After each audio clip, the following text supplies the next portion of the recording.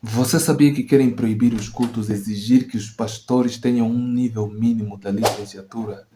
E que a proposta de lei que já está inclusive no Parlamento angolano visa fazer um reajuste na Lei 13/19 de 14 de maio. Nesse vídeo eu vou te explicar detalhadamente quais são as vantagens e as desvantagens dessa lei para cristãos e para Angola de maneira geral, e vamos descobrir, vamos analisar quais são as grandes desvantagens por detrás desta lei, por detrás desta ordem que está a ser baixada pelo governo angolano. A única coisa que eu te peço é que você partilhe bastante esse vídeo e se inscreva no meu canal para não perder nenhuma atualização, nenhum vídeo.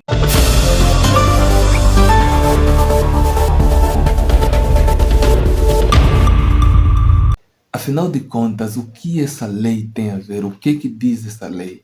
A Lei 13/19 de 14 de maio é a lei de liberdade de culto e liberdade religiosa. As propostas de alteração dessa lei, agora pelo governo, tocam em pontos que mexeu com toda a estrutura cristã, sobretudo. E dentre os vários pontos que essa proposta tocou, os mais sensíveis e os que estão a trazer mais indignação é a proposta de erradicar completamente e eliminar as congregações, as igrejas, os novos movimentos, sobretudo os que se reúnem em quintais, em lugares inapropriados ou improvisados, e exigir, impor que os pastores tenham um grau mínimo de licenciatura. Família boa, essa proposta de lei está a mexer com Angola inteira. Nós vamos analisar as vantagens que essa lei vai trazer para o cenário religioso em Angola.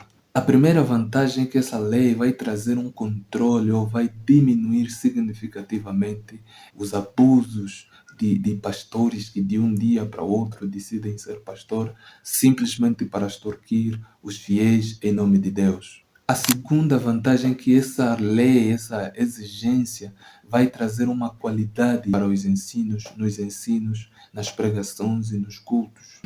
E a terceira vantagem de organizar o cenário religioso. Mas por outro lado também tem grandes desvantagens essa lei, tem grandes desvantagens sobretudo para a religião cristã em Angola. A primeira desvantagem ou injustiça é que essa lei ataca a liberdade de culto e de religião.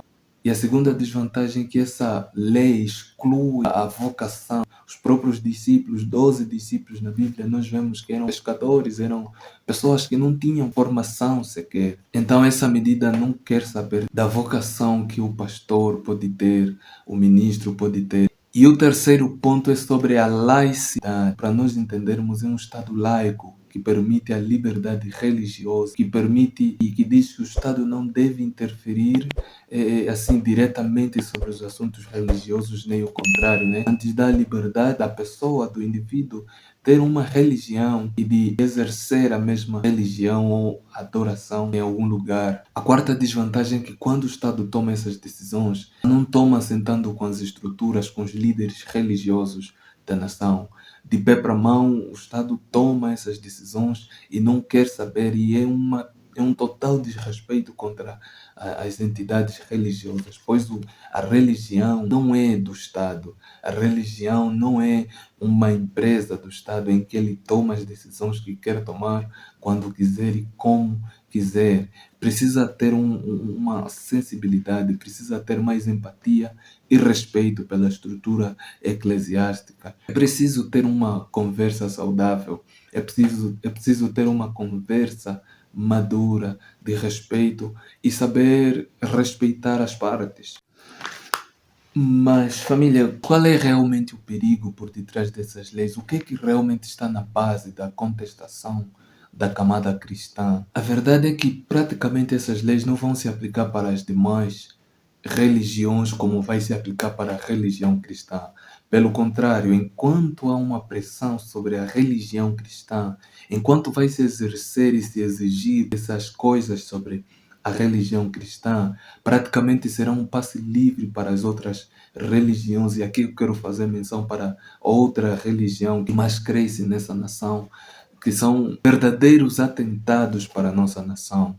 São religiões que põem em causa os valores da família, põem em causa a própria dignidade da mulher e o bem-estar das crianças. São religiões que vêm com uma aparência de paz, vêm com um discurso econômico e financeiro, mas que o seu fim é de causar instabilidade e de impor a sua religião sobre todos, quando eles já têm uma estabilidade financeira, política, e quando eles têm esses requisitos aí garantidos, então eles agora vêm com a imposição religiosa. É só olharmos para a Nigéria, olharmos para o que está a acontecer em Moçambique. São países que a religião predominante era o cristianismo, mas que por causa dessa passividade, por causa desse namorico entre o Estado e entre essa religião, depois começam a se entrelaçar, construindo famílias. Então depois o próximo passo é a imposição religiosa, sem liberdade de escolha,